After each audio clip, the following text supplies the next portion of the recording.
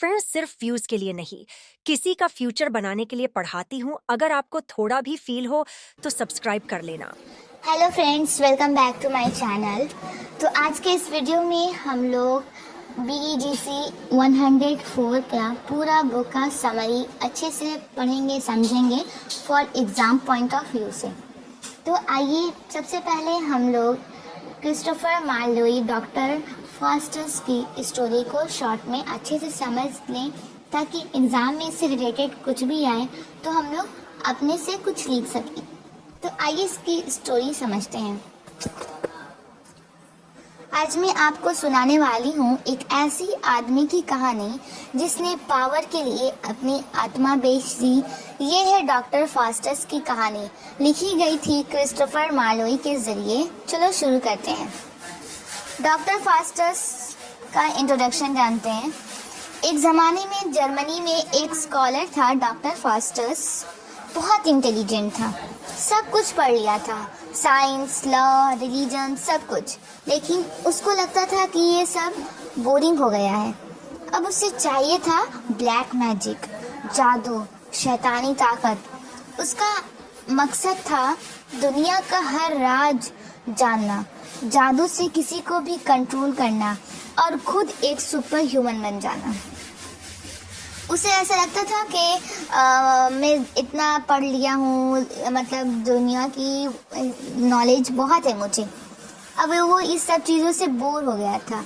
अब उसे चाह रहा था कि कुछ मैं ब्लैक मैजिक, जादू टाइप में सीखूं और एक तरह से गॉड बन जाऊं। फिर क्या होता है, ब्लैक मैजिक और मेफिस्टोफेलस का आना। फास्टस दो जादूगरों वाल्डेस और कॉर्नेलियस से मिलता है। वो उसको बताते हैं ब्लैक मैजिक का रास्ता, कि कैसे आप ब्लैक मैजिक तक पहुंच सकते हो और कहां से ये सीख सकते हो।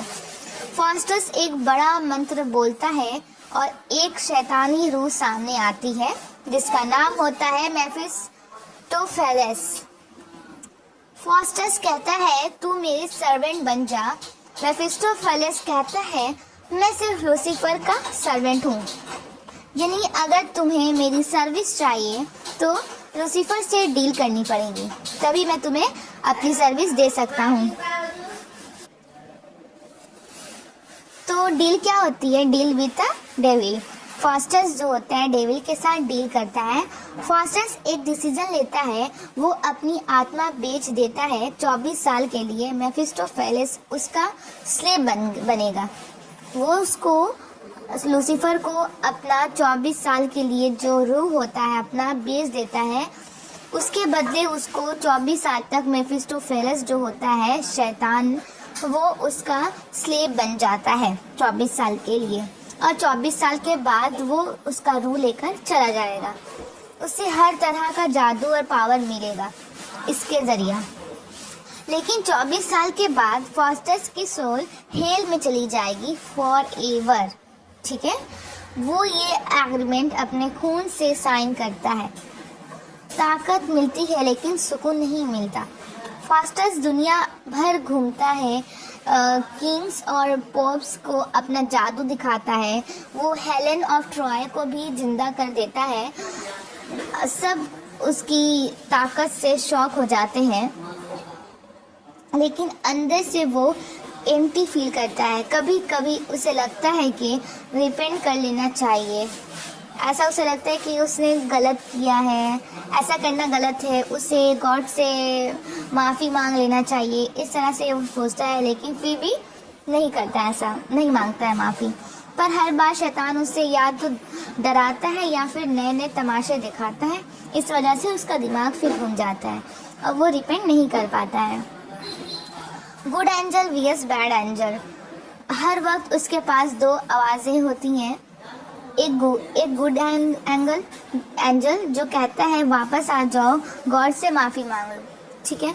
लेकिन और एक इविल एंजल जो कहता है मज़े कर, टाइम वेस्ट मत कर, मज़े कर, यही टाइम है तुझे मज़े करने का। तो वो हर बार इविल एंजल की बात मान लेता है और फास्टस हमेशा गलत रास्ता चूज़ करता है। आखिर रात ख़त्म। अब 24 साल कंप्लीट हो गए हैं।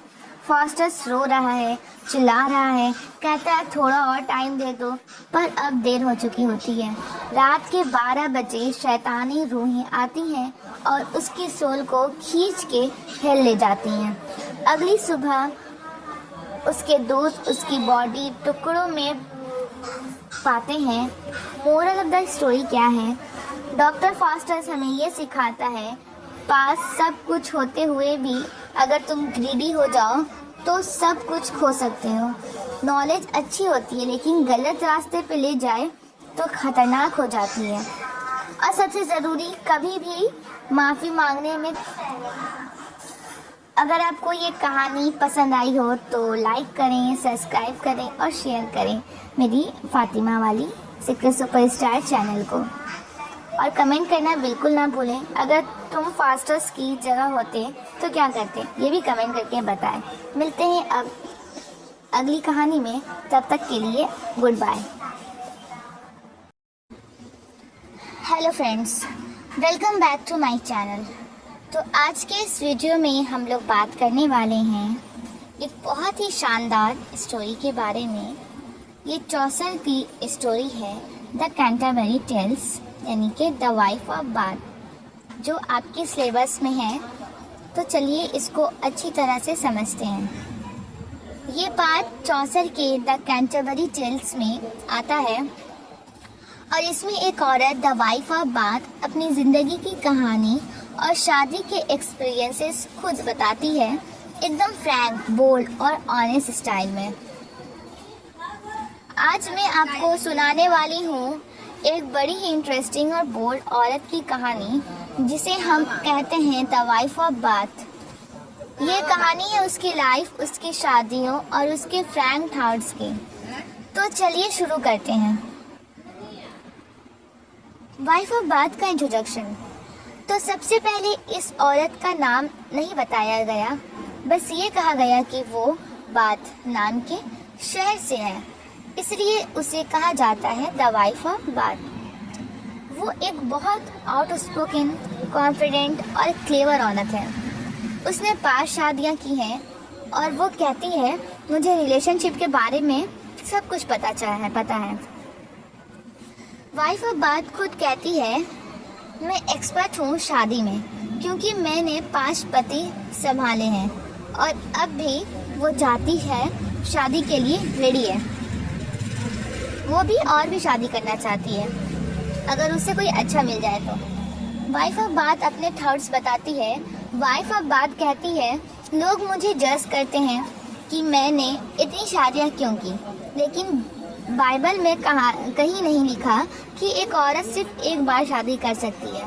वो रिलीजन के रूल्स को अपने तरीके से समझते हैं और रिलीजियस के रूल को अपने तरीके से समझती है। उसका कहना है, अगर गॉड ने हमें डिज़ायर दिया है तो उसे एंजॉय भी करना चाहिए बिना गिल्ट के। पहले 3 पति, बूढ़े और रिच।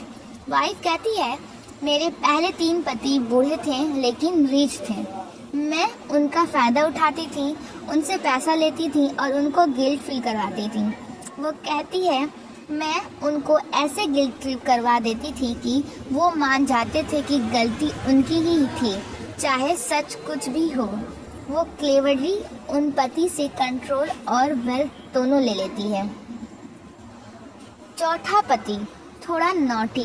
वाइफ कहती है, चौथा पति थोड़ा फल्टी था, इसलिए उसने भी थोड़ा फ्लर्ट करना शुरू किया, टीट फॉर टैट। वो कहती है, अगर मेरे पति मुझे चीट कर रहा था तो मैं भी उसे पीछे नहीं थी, पर चौथा पति जल्दी मर गया। 5वां पति जैंकिन, सबसे स्पेशल और इमोशनल। अब आई स्टोरी की सबसे इमोशनल और पावरफुल पार्ट। 5वां पति जैंकिन था। वो सबसे हैंडसम था लेकिन पुअर था। वाइफ उससे बहुत प्यार करती थी, लेकिन जैंकिन थोड़ा एब्यूजिव था। वो हमेशा उसको एक किताब पढ़ता था जिसमें लिखा था, औरतें बुरी होती हैं, धोखेबाज होती हैं, एक्सेट्रा।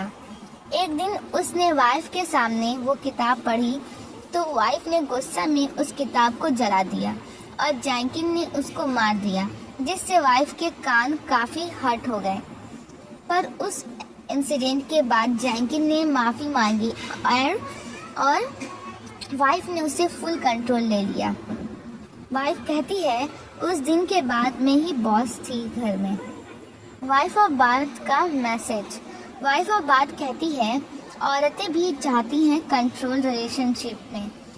डिज़ायर, सेक्स और प्लेजर के बारे में बात करना गलत नहीं है। और सबसे इम्पोर्टेंट, जो लोग दुनिया के रूल बनाते हैं वो हमेशा मर्दों ने बनाए हैं, लेकिन औरतें भी अपनी वॉइस उठाएंगी। वो एक strong, independent and confident women का सिंबल है जो सोसाइटी के रूल्स के अगेंस्ट जाके जीती है। तो दोस्तों, वाइफ ऑफ बास प्रोलोग एक ऐसे कैरेक्टर की कहानी है जिसे आज भी फेमिनिज्म का एक अर्ली वॉइस माना जाता है।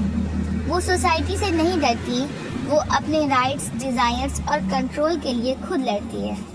अगर आपको ये कहानी पसंद आई हो तो लाइक करो, कमेंट करो और हमारे फातिमा सीक्रेट सुपरस्टार चैनल को प्लीज़ सब्सक्राइब करना ना भूलें। मिलते हैं अगले वीडियो में, तब तक के लिए बाय दोस्तों। Hello friends, welcome back to my channel. तो आज के इस वीडियो में हम लोग बात करने वाले हैं मैकबेथ बाय शेक्सपियर। आज मैं आपको सुनाऊंगी एक ऐसी आदमी की कहानी जो था एक ब्रेव सोल्जर लेकिन बन गया एक कातिल किंग। ये है शेक्सपियर का मैकबेथ, एक खूनी कहानी, बादशाहत की लालच और गिल्ड का डर। चलो शुरू करते हैं। मैकबेथ का इंट्रोडक्शन।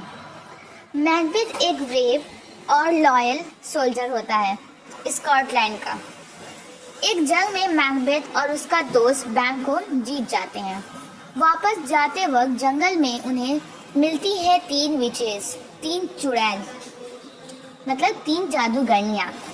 वो कहती है, hi Macbeth, thane of Glamis, thane of Cawdor, और एक दिन किंग भी बनेगा। मैकबेथ शॉक होता है।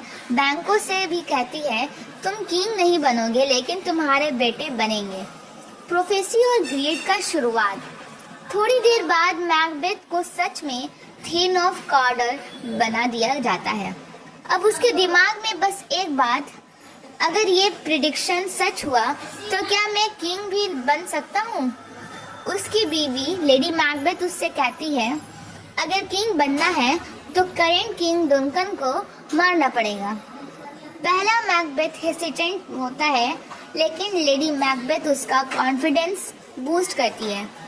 अगर तू आदमी है तो कर ये काम। डुनकन का कत्ल। रात के अंधेरे में मैकबेथ किंग डुनकन को मार देता है। उसके हाथ खून से भरे होते हैं। गिल्ट से उसका दिमाग हिल गया है। वो कहता है, अब मैं कभी चैन की नींद नहीं सो पाऊंगा। लेडी मैकबेथ उससे शांत करती है, क्या बच्चा की तरह डर रहे हो? थोड़ा पानी लो, खून धो लो, और क्या। मैकबेथ किंग बन जाता है लेकिन चैन नहीं मिलता। वो बैंको से भी डरने लगता है, क्योंकि विचेस ने कहा था बैंको का वंश किंग बनेगा। तो मैकबेथ ने बैंको और उसके बेटे फ्रांस को मारने का प्लान बनाया। बैंको तो मर जाता है लेकिन फ्रांस भाग जाता है। ये बात उसे बहुत ज़्यादा डराती है। मैकबेथ हेलुसिनेट करता है, बैंको का भूत उसको दिखाई देता है पार्टी में।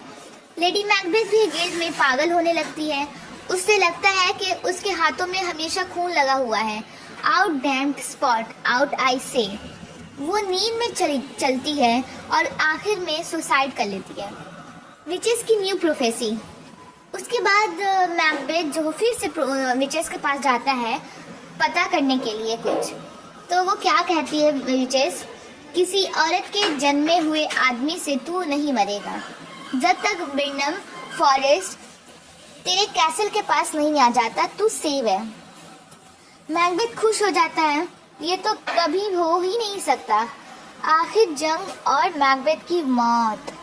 मैकडफ और मालकॉम आर्मी लेकर मैकबेथ के खिलाफ चलते हैं। वो बिर्नम फॉरेस्ट के पेड़ कट कर अपने सोल्जर्स को छुपाने के लिए देते हैं। फॉरेस्ट चलकर मैकबेथ के कैसल के पास आ जाता है। जैसे कि विचेस ने कहा था ठीक उसी तरह बैटल शुरू होती है। मैकबेथ कहता है मैकडफ से, मैं तुझसे नहीं डरता, मैं तो किसी औरत के जन्मे हुए आदमी से नहीं मर सकता। मैकडफ कहता है, मैं नॉर्मल बर्थ से नहीं हुआ, सी सेक्शन से पैदा हुआ हूँ। मैकबेथ शॉक हो जाता है और मैकडफ उसका सर काट देता है। तो मोरल ऑफ मैकबेथ एक ऐसे आदमी की कहानी है जो था एक हीरो लेकिन बन गया विलन। पावर और लालच ने उसे बर्बाद कर दिया और गिल्ट ने उसके और उसकी बीवी दोनों को मार दिया। अगर आपको मैकबेथ की ये कहानी पसंद आई तो प्लीज़ लाइक करो, शेयर करो और मेरी फातिमा सीक्रेट सुपरस्टार चैनल को सब्सक्राइब करो। कमेंट में लिखना ना भूलें, क्या मैकबेथ सिर्फ लालची था या एक शिकार। मिलते हैं अगली कहानी में, तब तक के लिए बाय बाय दोस्तों। अगर आप मेरे कॉपी के नोट्स से पढ़ना चाहते हैं और सोनेट की सारा समरी चाहते हैं तो कमेंट करके बताएं। Thank you.